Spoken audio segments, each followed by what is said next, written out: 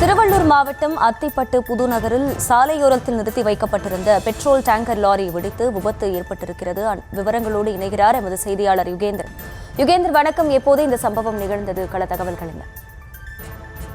நிச்சயமாக திருவள்ளூர் மாவட்டம் அத்திப்பட்டு புதுநகரில் சாலை ஓரமாக டேங்கர் லாரியானது சென்று கொண்டிருந்திருக்கிறது. அப்போது டேங்கர் லாரியானது பழுது அடைந்த நிலையில் ஓட்டுநரானது அந்த பழுது பார்ப்பதற்காக அருகில் உள்ள சாலை ஓரத்தில் உள்ள டிங்கர் கடைக்கு கொண்டு சென்றுள்ளார். அப்போது டிங்கர் வேலை பார்ப்பதற்காக பணிகளானது நடைபெற்று வந்திருக்கிறது. அப்போது அந்த டேங்கர் லாரி எம்டியாக இருந்துள்ளதால் பெட்ரோல் நிரப்பக்கூடிய டேங்கர் அப்போது வெல்டிங் பழுது பார்க்கும் போது திடீரென வெடித்து சிதறியுள்ளது. இதனால் அதன் உள்ளேயே டேங்கருக்குள்ளேயே பெட்ரோலியம் இல்லாமல் இருந்த போதும் கேஸ் ஆனது உள்ளே இருந்திருப்பதாக தெரிய வருகிறது.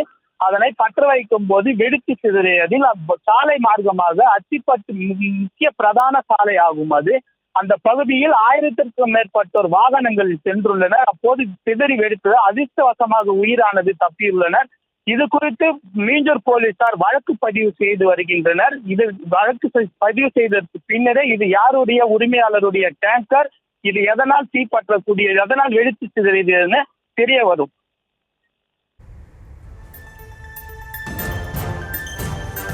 விவரங்களுக்கு நன்றி யுகேந்தர்.